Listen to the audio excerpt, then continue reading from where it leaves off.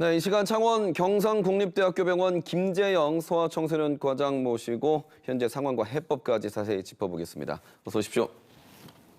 네, 먼저 현장에서 느끼는 이 소아과 대란 얼마나 심각한지 말씀해 주십시오. 전공의 지원율 격감으로 인해서 소아 응급질환, 중증질환, 입원 환자 질환 진료 순으로 진료량이 줄어들고 있습니다. 그래서 많은 병원들에서 진료 축소를 하고 있거나 이미 한 상황입니다. 네, 문제는 이 소아 중증 환자를 위한 전담 병원과 인력도 같이 줄고 있다는 거 아닙니까? 네, 중증 환자는 특성상 24시간 밀착 진료를 해야 됩니다. 지난 5월에 서울에서 5세 이하 사망 사건 기억하실 겁니다.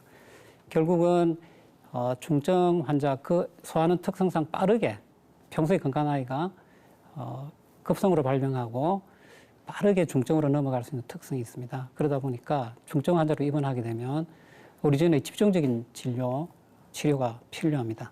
그런데 지금 전공의들이 그런 부분을 담당하고 있었는데요. 전공의 격감으로 인해서 그 공백이 발생됐고 교수들이 메꾸고 있지만 한계가 있습니다. 네, 앞서 잠깐 기사에서 보셨지만 소아청소년과 의사회가 역설적으로 소아과 탈출을 위한 학술대회를 열었습니다. 네.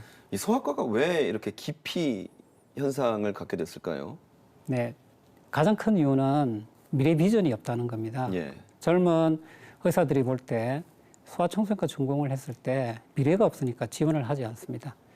미래가 없다는 건 가장 큰 원인은 저수가 구조라는 겁니다.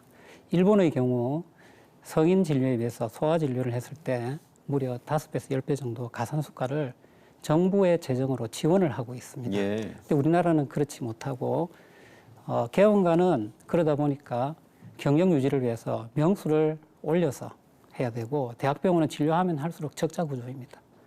그러다 보니까 미래 비전이 없죠.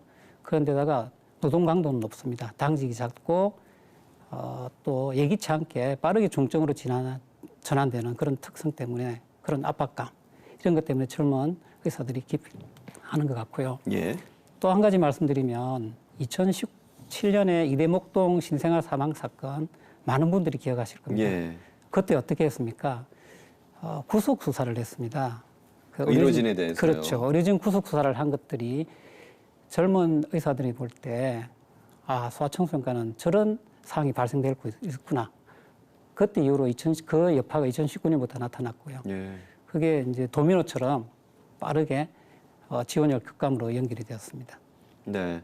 실제로 출생아 수도 줄어들고 있고 하다 보니까 지금 의원 수가 줄어드는 거는 소아청소년과하고 산부인과라고 하더군요. 네. 네. 그러면 방금 말씀하셨지만 그런 의료 수가 현실화와 또 재정 지원을 포함한 현실적인 대책에 대해서 좀 말씀해 주십시오. 뭐 여러 가지 방법이 있겠지만 가장 먼저 미래 비전 제시를 국가에서 해야 된다고 생각합니다. 그렇다면 저수가 구조부터 빨리 개선해야 되고요. 그래서 우리가 일본만큼의 어떤 수가 개선은 안 되더라도 예. 그에 못지않은 수가 개선이 우선 가장 시급하고요. 그러다 보면 이제 전공의 지원율도 좀 올라갈 거라고 생각하고 그다음에 사회 안전망 부족이라든지 이런 부분도 좀 개선돼야 할 거라고 생각합니다.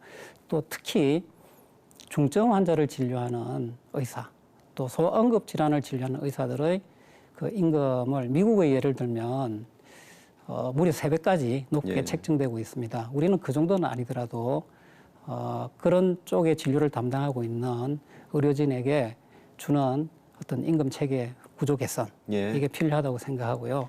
또 병원 입장에서 볼 때는 세율을 정부에서 그런 부분에 진료하는 의사들의 세율을 예. 낮춰주면 병원에서도 좀 부담이 적으면서 임금 구조를 개선할 수 있는 하나의 방법이 되지 않을까. 예. 저는 개인적으로 그렇게 생각합니다. 알겠습니다. 현실적인 대안을 말씀해 주셨습니다.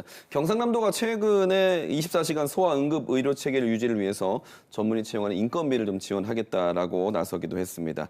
자, 오늘 말씀 잘 들었습니다. 고맙습니다.